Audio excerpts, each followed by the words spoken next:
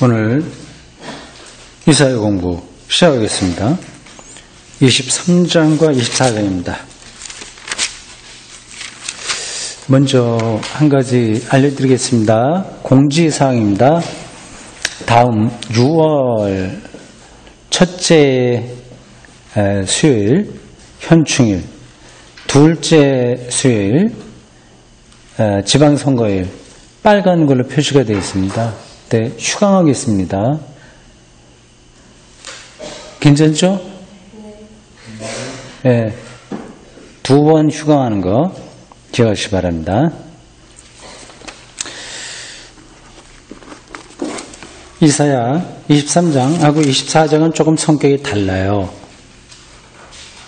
23장은 앞에서부터 19장부터인가 어디부터인가 나온 것으로 그 주변 나라에 대한 그 비판, 그리고 비판이기도 하고 하나님의 심판에 대한 이야기입니다. 주변 나라요. 23장까지 나옵니다. 근데 이스라엘의 선지자인데 왜 이렇게 주변 나라에 대해서 많이 이야기할까? 그런 생각을 할 수 있습니다. 근데 이건 굉장히 복잡한 문제라서 제가 설명하기도 힘듭니다. 그냥 접어두겠어요. 근데 간단하게 이렇게만 말씀드리겠습니다. 이 이사야라고 하는 이 작품이, 그냥 쉽게 얘기해서 작품이 누가 썼으니까 작품이잖아요. 설교문을 제가 매주 작성을 하는데 그것도 제가 작성을 하잖아요. 저의 설교문이라고 하는 겁니다. 이 이사야라고 하는 이 거룩한 문서, 이것도 한 사람이 앉아서 쭉 쓴 게 아니라 여러 세대에 걸쳐서 있었던 비슷한 성격의 그 문헌들을 편집한 겁니다. 그래서 시대가 다 달라요. 그래서 가장 기본이 되는 것은 기원전 8세기 초, 기원전 730년부터 710년 그 사이에 있었던 그 북이스라엘의 멸망, 아시리아에 의한 북이스라엘의 멸망, 그거를 근거로 하지만 그 뒤로 나오는 많은 역사적 사건에 대한 이야기도 여기에 많이 들어와 있습니다.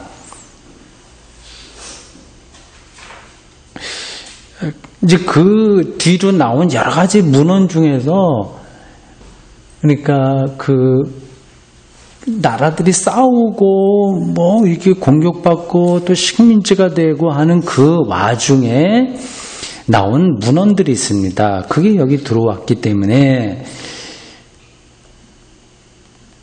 그 이사야 19장부터 시작해서 23장까지는 주변 나라에 대한 어떤 심판에 대한 이야기가 나옵니다. 굉장히 전쟁과 같은 그런 거예요. 이거 참 표현이 적절하지가 않은데, 전쟁은 전쟁인데, 이게 우리가 좀 상상하는 것보다 아주 격한 소용돌이 속에서 나왔던 어떤 노래가락도 있고, 노래 가사도 있고, 시도 있고, 등등 그렇습니다.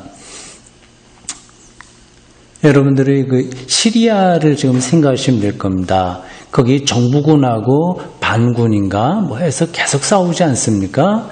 그리고 주변에 여러 나라들이 거기에 이렇게 저렇게 연결돼서 또 정부군을 지원하기도 하고 반군을 지원하기도 하고, 거기서 또 난민들도 많이 생기고요. 끔찍하게 거기서 많은 일들이 벌어지고 있습니다. 그리고 또 최근에 그 옆이 이거 성서의 나라이지만 이스라엘과 팔레스틴 원주민들과의 싸움이 최근에 또 다시 벌어지고 있습니다. 그게 이제 복잡한 그 국제 정세하고 연관되어 있습니다. 트럼프가 미국 대사관을 이스라엘의 다른 도시에 있던 걸 갖다가 예루살렘으로 옮겨버렸어요. 그러니까 예루살렘이 이스라엘의 수도라고 하는 것을 미국이 공식적으로 인정해버리게 된 겁니다. 근데 여태까지 유럽에 있는 여러 나라와 더불어서 이슬람 계통에 있는 나라들이 이 예루살렘은 이스라엘의 수도가 아니라 여러 공동의 수도다. 팔레스타인 원주민 그렇게 주장을 했어요. 유엔도 그렇게 인정을 하고 있습니다. 근데 트럼프가 이렇게 사고를 친 건지 하여튼 계산이 나온 건지 그렇게 해서 지금 막 또 굉장히 불상사 사람들 많이 죽고 그런 일들이 벌어지고 있습니다. 참 트럼프가 역사에 어떻게 기록될지 모르겠습니다만 근데 사고도 많이 치고 하는데 우리나라 최근에 벌어지는 일들을 놓고 보면 또 하나님이 그런 사람을 들어서 우리를 도와주는 게 아닌가 하는 생각도 좀 들고요. 좀 그렇습니다.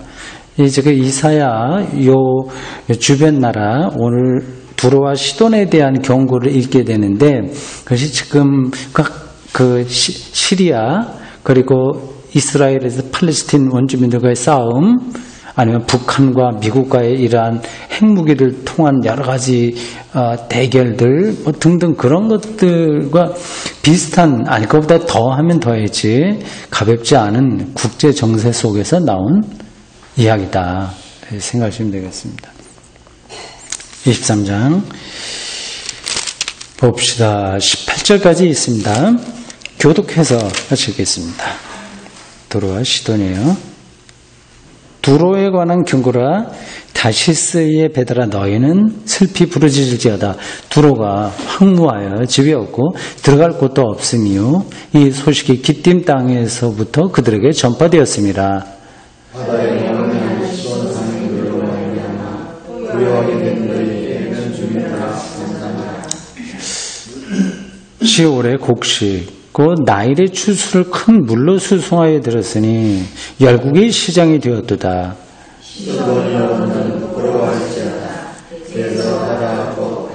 요새가 말하기를 나는 상고를 겪지 못했으며 청년들을 양육하지도 못했으며 청년들을 그 소식이 애굽에 이르면 그들이 두로의 소식으로 말미암아 고통받으리로다.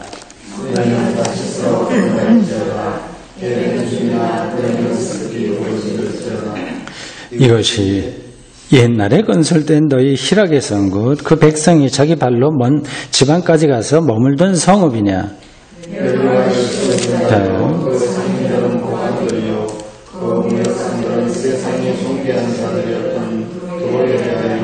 누가 이를 만군의 여호와께서 그것을 정하신 것이라. 복잡한 이야기 중에서도 짬짬이 하나님의 뜻이 뭔가를 성서 기자가 짚고 있습니다. 만군의 여호와께서 그것을 정하신 것이라. 모든 누리던 영화를 욕되게 하시며 세상의 모든 교만하던 자가 멸시를 받게 하려 하심이라.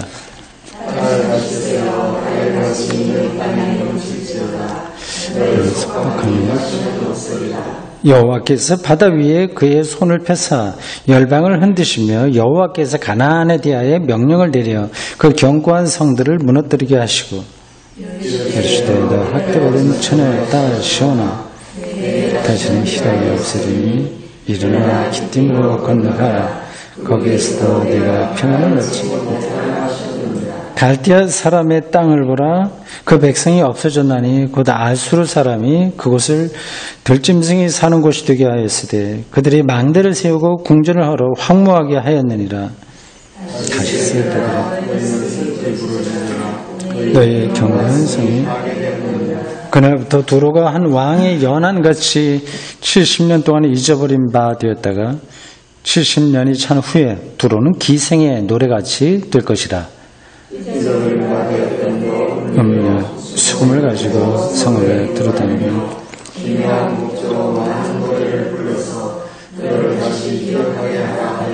70년이 찬 후에 여호와께서 두로를 돌보시리니 그가 다시 값을 받고 지면에 있는 열방과 음란을 행할 것이며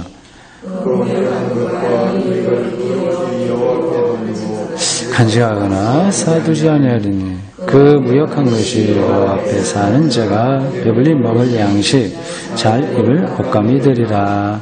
아멘. 이거 시로 읽어야 된다고 여러 번 말씀드렸습니다. 이게 어느 시대 때 일어난 건지를 학자들도 정확하게 모릅니다. 이건 미래에 일어날 일을 지금 말하고 있는 것인가 아니면 과거에 벌어졌던 일을 회상하면서 기록한 것인가에 대해서도 학자들이 일치된 의견을 보이지 못하고 있습니다. 그냥 우리는 그런 것까지 자세하게 따라가기는 힘들고 우리에게 신앙적으로 좀 도움이 될 만한 말씀들 그리고 상식적으로 알면 좋을 만한 내용들을 짚어보도록 하겠습니다.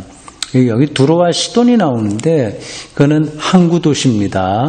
머릿속으로 지중해를 한번 연상해 보십시오. 지중해예요. 유럽은 지중해 연안의 도시들이 그 당시는 막강했습니다. 지금은 세계에서 그 유럽 국가 중에는 북유럽 국가들이 복지가 잘 되고 이렇게 저렇게 뭐 괜찮은 나라로 됩니다만은 옛날 유럽은 그렇지 않습니다. 지중해 연안에 있는 나라들이 막강했어요. 그건 여러 가지 지정학적인 이유가 있을 겁니다. 지금은 독일 같은 나라도 아주 잘 살죠, 독일이요. 여러 가지 면에서. 근데 그 당시, 예수님 당시만 한다고 하더라도, 그리고 그 이후로도 오랫동안 이 독일 같은 나라는 무식한 야만인들이 사는 나라라고 생각했습니다. 핵심은 로마니까, 로마가 어디까지 식민지를 삼느냐 하는 것이 중요했습니다. 그러니까 라인강 동쪽이 이제 독일이잖아요. 라인강은 이제 독일의 알프스에서 물이 내려와서 독일 몇 가지 스위스나 이런 데 거쳐갖고 저 독일 북해 쪽으로 빠져나가게 되는데 그 라인강은 이제 독일의 서쪽에 치우쳐 있습니다. 근데 그 라인강 동쪽에 있는 나라 사람들은 아주 야만인들, 마적들, 그렇게 생각했습니다. 아예 그래서 거기는 식민지를 만들 생각을 하지도 않았습니다.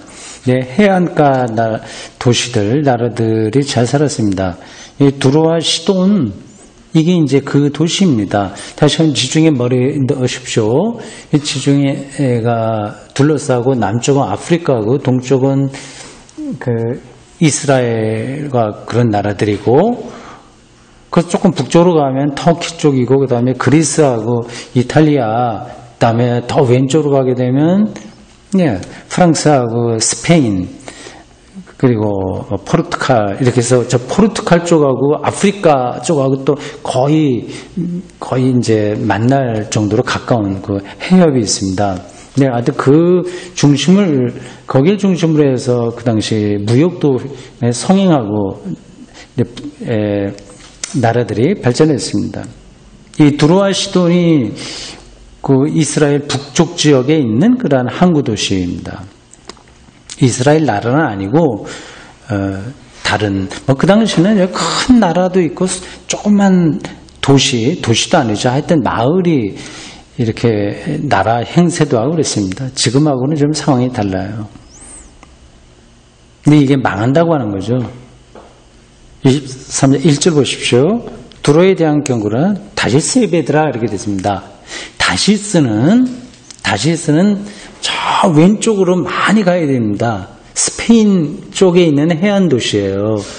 그러니까 그 무역선이 그 지중해를 중심으로 빙 돌았습니다. 빙. 그래서 그 이집트에서 생산한 곡물, 이집트가 옛날에 정말 잘 살았거든요. 나일강 유역이 홍수 범람을 하게 되는데, 그러면 아프리카 높은 지역에 있었던 영향이 있는 토사들이 다 몰려들어서 나일강 유역에, 그게 이집트의 중심, 알렉산드리아가 바로 거기에 있거든요. 그런 데는 농사가 잘 했습니다. 고대인들이야 농사가 모든 것에, 부의 척도가 됐으니까 거기서 생산된 그러니까 참고적으로 요셉이 이집트에 가서 1인지하 만인지상의 위치에 올라서 했던 것들이 토지개혁 이런 것들입니다. 어쨌든 이집트가 상당히 많은 곡물을 생산함으로써 문화도 발전하고요. 그럼 여러분들 다 아는 이야기지만 그냥 상식적인 얘기를 말씀드립니다. 이 토사가 내려와서 그 나일강 유역이 다 범람해버림으로써 모든 밭 이런 것들이 막 경계도 없어지잖아요. 그거를 경계를 정확하게 하려면 그 토목 기술, 측량 기술, 측량 기술이 발달해야 됩니다. 그래서 이집트에서 측량, 토목, 건축, 고대 이집트는 최첨단의 문명을 꽃피운 나라입니다. 피라밋이라든지 이런 것들, 엄청난 불가사의의 업적을 남기지 않았습니까? 이집트에 공물을 싣고 두로와 시돈 이런 데 거쳐서 동쪽으로 해서 거쳐서 다시 에베소인가? 하여튼 그쪽 터키지요. 그쪽을 거치고 등등등등 쭉 흑해 쪽으로 건너갈 수도 있고 아닐 수도 있고 올라갈 수도 있고 아닐 수도 있고 내려오고 다시 이제 로마 이탈리아를 거쳐서 쭉 한 바퀴 돌고 이렇게 했습니다. 사도 바울이 사도행전에 보면 예루살렘에서 체포대에서 이제 로마 황제에게 내가 직고하겠다. 재판받으러 갈 때 탄 배가 이런 화물선입니다. 무역 화물선이죠. 그래서 태풍을 만나갖고 그 짐도 다 내버리고 했다고 하는 게 사도행전에 좀 재밌게 나오고 있습니다. 다시스의 배들, 다시스는 저 스페인 쪽에 있는 그런 도시인데 거기서 오는 배들 타고 무역을 잘 했습니다. 그런데 이제 저주가 내리게 되겠죠. 두로가 황무하여 집이 없고 들어갈 곳도 없다. 이 무역항에 얼마나 부유했겠습니까? 근데 못하게 됐어요. 이집트 같은 데에서 이제 곡식을 얻지 못하니까 그리고 무역도 안 되고 그런 상황 여러분들이 생각하시면 되겠습니다. 그러니까 그 지중해 중심으로 해서 농사도 못 짓고 이 가뭄도 들고 하면서 많은 것들이 기존에 있었던 게 없어진 거죠. 그래서 황무해졌다 이렇게 얘기합니다. 2절 보십시오. 제가 방금 묘사한 그 지중해 중심으로서의 대형 무역선의 왕래를 통해서 부자가 된 도시들을 상상하시면 됩니다. 바다에 왕래하는 시돈 상인들로 말미암아. 이런 사람들 요즘으로 하자면 구글의 최고 경영자라든지 네이버의 최고 주인이라든지 이런 사람들하고 비슷하게 생각하면 됩니다. 그 당시는 이런 바다 왕래하는 상인들이 최고 갑부였으니까요. 부여해진 너희 해변 주민들아 잠잠하라. 3절 시월의 곡식. 나일강 유역에 있어도 어느 도시로 보입니다. 나일의 추수를 큰 물로 수송하여 드렸어요. 그래요. 거기서 나일강 유역에서 곡식을 많이 싣고 쭉 돌고 있는 무역선 생각하시면 됩니다. 열국의 시장이 되었다. 번창한 거죠. 그런데 그렇게 잘 나갔었는데 사지를 보면 시돈이여 너는 부끄러워하라.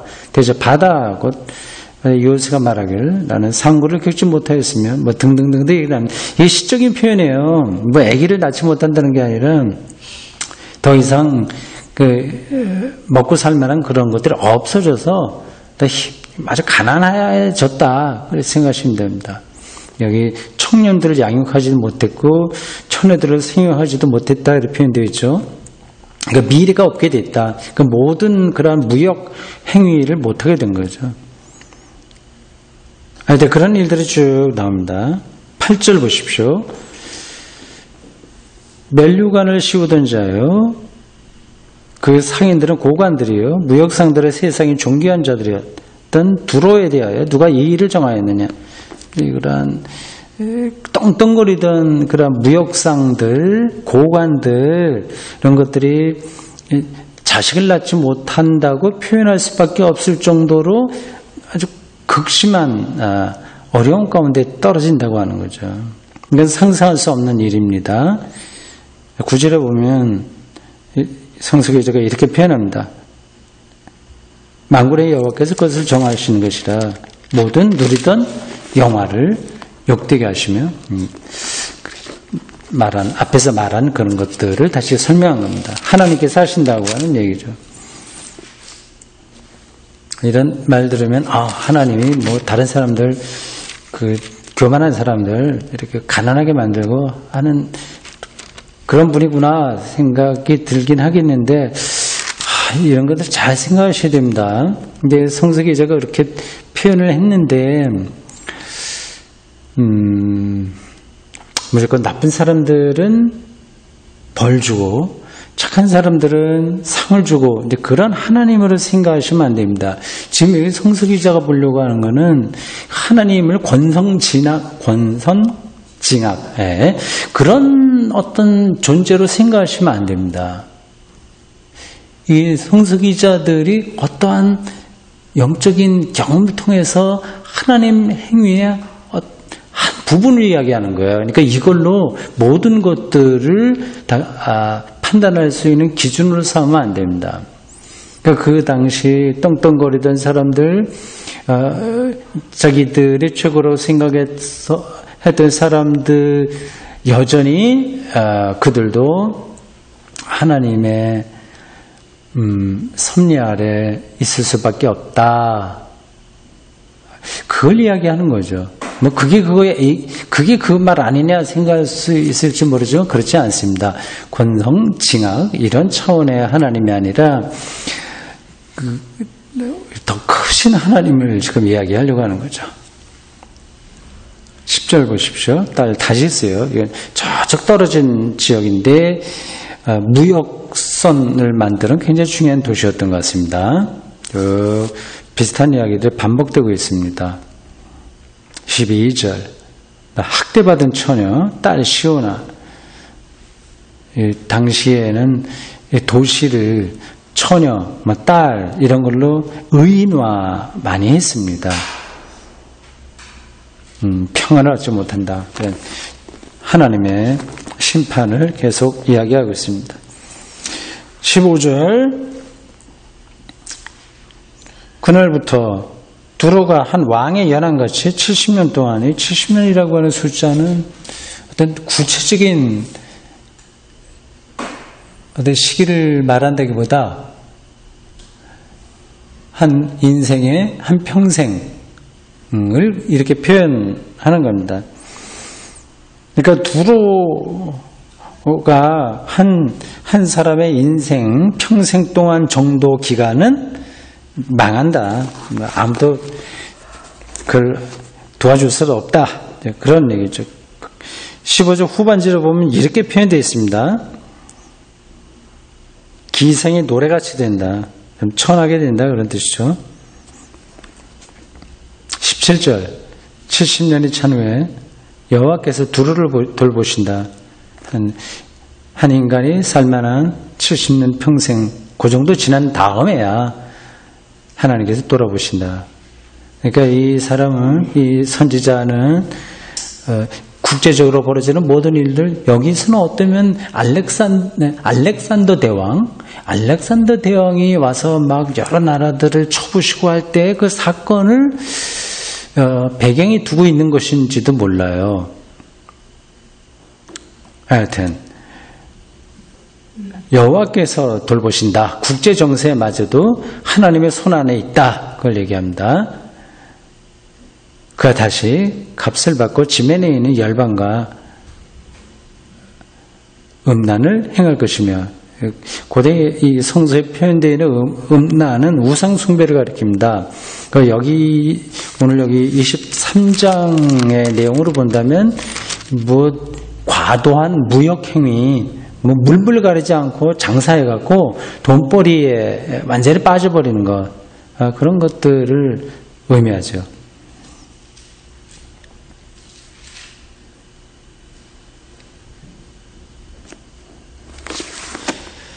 자, 23장 됐습니다. 그 다음 24장